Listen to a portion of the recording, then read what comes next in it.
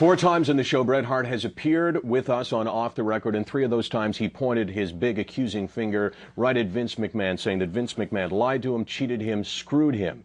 He challenged Vince McMahon to answer that. We challenged Vince McMahon. We asked him to be on the show the first time that Bret Hart laid out the challenge, and Vince McMahon has accepted the challenge. We should establish the fact that there are no ground rules for today's interview.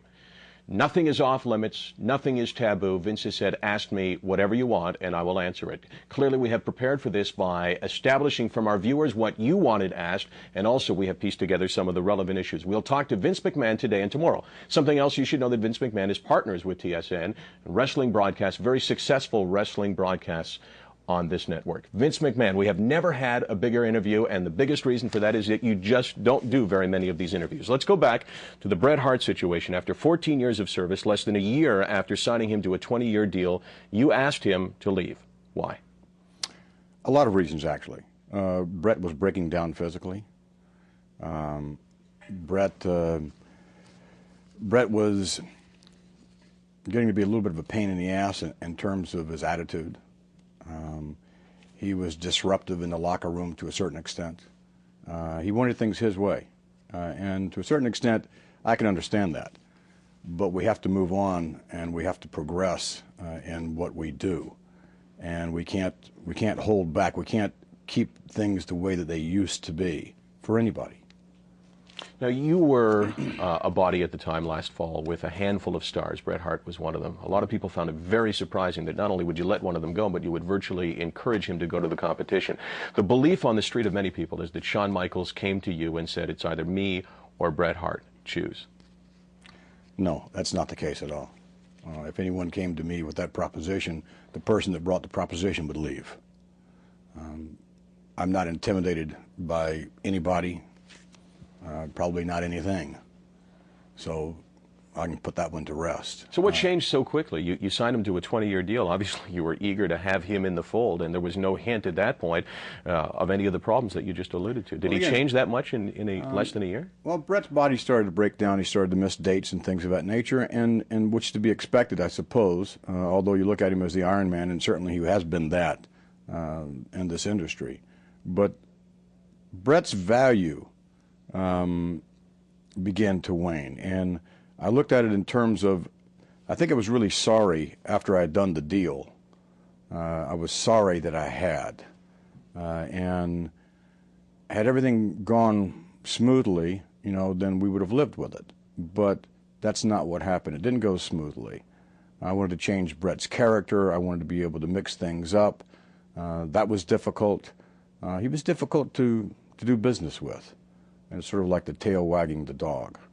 And it was then that I decided, you know, maybe Bret might be better off financially somewhere else. And certainly we thought we would be better financially without Bret. There's 2 things that come to mind, though. He was a great worker. He only missed a handful of shows in 14 years. Absolutely. And you talk about a guy's body breaking down. Shawn Michaels, who you've invested a lot in, clearly is breaking down. Yes, but when you invest what we did for Bret, we're talking about a whole nother different situation here. So you expect more. You're entitled to more. So, you know, it was Bret's body breaking down was sort of like the icing on the cake, so to speak. And that's not to say that he's a broken down athlete. That's not the case at all. It's just that this schedule is so rigorous. And to do a full-time schedule, he's being paid full-time money.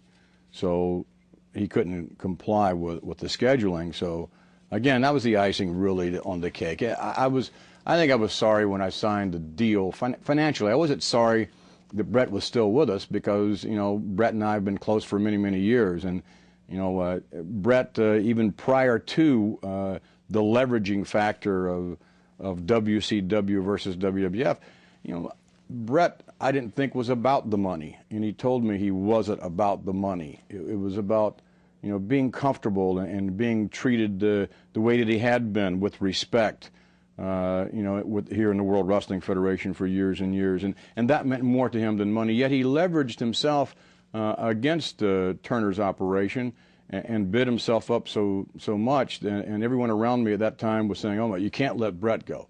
You know, you just can't. This is the straw that breaks the camel's back. Vince, you can't let Bret go. I listened to them. I think I'm sorry that I did.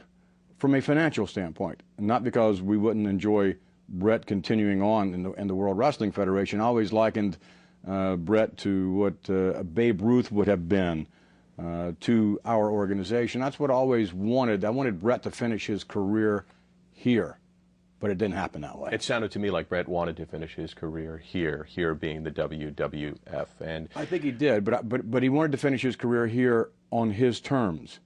And it doesn't work that way in business. It can't be just one person's terms. okay, terms, interesting. November 9th, Survivor Series final in Montreal.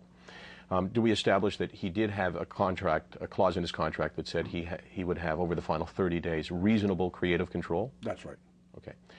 Would you also agree that the common consensus is that you had agreed to, before his final bout in Montreal, before that there would be a disqualification? No, I had asked Brett for any number of things, which he had refused. Well, as a matter of fact, several days prior, I had asked Brett for what we call a finish in our business, that he said no. Well, you can't say no. I mean, technically, it breached his contract several days prior to the Survivor Series event. So when presented what I wanted and the way that I thought business should be run, Brett said no. So am I to have, there's an old adage in our business, and that is, get the match in the ring. The worst thing that could have happened is Brett walking off before the event took place. Now we have fans all over the world waiting to see this match, and it wouldn't have happened. I didn't want to take that risk. Let me ask you this. If Bret Hart then tells us, as he did, and has told the world, that when he got into the ring, he had an agreement with you that it would be a disqualification. Is he lying when he says that? No, he's not lying about that. He thought for sure that it was going to be a disqualification. That's what he thought. Which to me says that you agreed to that with him, right? No, I didn't agree. So where's the confusion here? Well, I guess I don't know that there is any confusion. Brett thought that... Why did he think that then? Brett thought that he was going to be a disqualification because he had heard it. Brett had every reason to think that it was going to be a disqualification. I knew otherwise. Where did he hear that from, though? Like Oh, no, he heard it from everyone who set it up, including me. He heard that. So when he says that you lied to him as he was heading into the ring... he's right. Well, we will I mean, from that standpoint, right. Okay. He's right. I couldn't take a risk, after asking him, after he breached his contract several times, days before, denying what it was that we wanted. I couldn't take a risk that he was going to just walk out and leave fans all over the world with nothing. And we will talk about that, and we will talk about the incident afterwards when Off the Record returns with this exclusive interview with Vince McMahon. Stay with us.